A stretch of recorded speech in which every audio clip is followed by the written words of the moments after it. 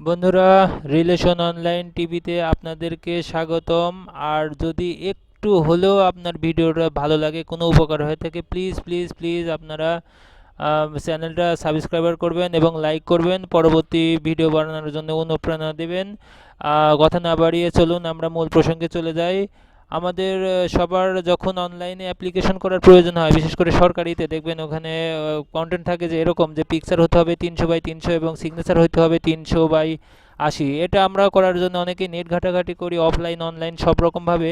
আমি আজকে আপনাদেরকে দেখাবো কিভাবে ফটোশপের মাধ্যমে, ফটোশপ যে কোনো ভার্সনের মাধ্যমে এটা খুব সহজেই 300x380 এবং 300x300 ছবি এবং 300x80 সিগনেচারটা খুব সহজেই করা যায়। চলুন কথা না বাড়িয়ে আমরা মূল প্রসঙ্গে চলে আসি, কিভাবে করা যায় প্রথমে দেখাচ্ছি।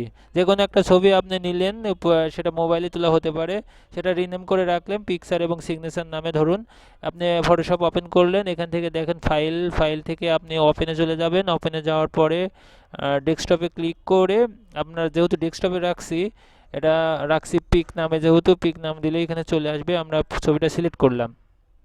ছবিটা অনেক বড় হইতে পারে, অনেক রকম হইতে পারে, যাই হোক সেখান থেকে আপনি সুন্দর করে ড্র্যাগ করে যতটুকু দরকার ততটুকু নিলেন, ড্র্যাগ করে এন্টার করবেন। এন্টার করলে ছবির মূল অংশটুকু চলে আসবে। এবার আপনারা চলে যাবেন একদম সিম্পল সেভ ফর ওয়েব অপশনে যাবেন। সেভ ফর ওয়েব অপশনে গেলে দেখবেন যে ছবিটা লোড হলো, হওয়ার পরে দেখবেন যে এখানে বেশ কিছু ফিচার আছে, একটু পরিবর্তন করে নেবেন। এখানে জেপিজি কিংবা গিফ ফরম্যাট থাকতে পারে, এখানে জেপিজি করে নেবেন। এখানে হাই না যদি থাকে, হাই কিংবা মিডিয়াম লে, আমরা সাধারণত হাই করব। হাই করার পরে এখানে কোয়ালিটি যা থাকবে তাই। সবচেয়ে মূল লক্ষণীয় বিষয় হচ্ছে এইখানে আপনারা এসে এই যে ওয়াইড এবং হাইট দেখতেছেন, এখানে লিখবেন 300। নিচে পরের ঘরেও আবার লিখবেন হচ্ছে 300। শেষ, আমাদের কাজ শেষ। দেখেন এখানে কি হলো, এখানে 312 হলো, কারণ হচ্ছে আমাদের এটা দুটা লিঙ্ক করা আছে, তো সেজন্য আমরা লিঙ্কটা ভেঙে দিলাম। লিঙ্কটা ভেঙে দিলে কি হলো, এখন দেখেন আমরা আর এটা হবে না। আপনারা সাধারণত যখন করবেন এটা খেয়াল রাখবেন, এই অংশটুকু আপনারা লিঙ্কটা ভেঙে দিবেন। এখানে লিঙ্ক করা থাকে এরকম, লিঙ্কটা ভেঙে দিবেন। লিঙ্কটা ভেঙে দিলে আপনারা 300x300 খুব সহজেই করতে পারবেন।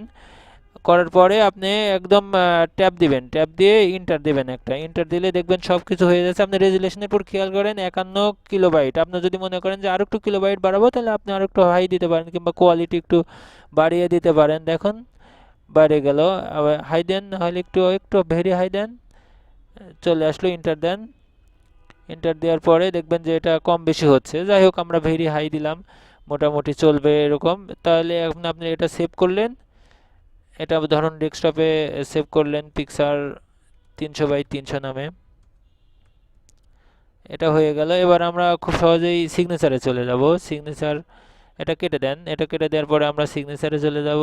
ওপেন করি আমরা সিগনেচারটা। সিগনেচার, এই যে সিগনেচার ওপেন করার পরে ঠিক একইভাবে আপনি এখান থেকে যদি কাটার দরকার হয় কেটে নেন, সমস্যা নেই, কেটে নেন। কেটে নেওয়ার পরে সেভ ফর ওয়েবে চলে যাবেন। সেভ ফর ওয়েবে যাই একইভাবে এখানে আপনি লিখলেন 300, নিচে দিলেন 80। আগে দেখেন পরিবর্তন হয়ে গেছে, লিঙ্কটা ভেঙে দেন। লিঙ্কটা ভেঙে দিলে এখানে 300 দিলে 300ই হবে।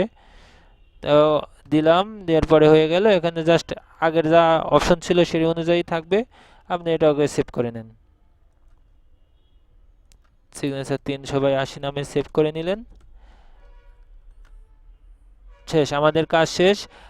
এখন যারা একটু ফটোশপ জানেন তারাই পারবেন, কিছু করতে হবে না, শুধু ফাইল দিয়ে ওপেন করবেন। আর আরেকটা প্রবলেম হতে পারে, সেটা হচ্ছে এই সিএস এর অপশনটা এবং ফটোশপ 7 এর অপশনটা এক না। ফটোশপ 7 এ শুধু এটা পাবেন, এটা আপনারা এই যে 300x300 যেখানে লিখবেন এই অপশনটুকুতে এইখানে দেখবেন যে টিক মার্ক দিয়ে আছে, যে কারণে আপনি 300x300 করলে এই আগের মতো 300 দিলে নিচেটা হয়তো 312 হয়ে যাচ্ছে, এরকম হবে। এখানে ক্লিক করে দিবেন, তাহলে আপনার এই অপশনটুকু বন্ধ হয়ে যাবে। তখন 300x300 যাই দিবেন তাই কাজ করবে। শুধু দেখানোর জন্য আপনাদেরকে দেখাইলাম আর কি। ঠিক আছে বন্ধুরা, ভালো থাকবেন। এবং এটা কোনো অনলাইনে দরকার হয় না, আপনারা খুব সহজেই করতে পারবেন।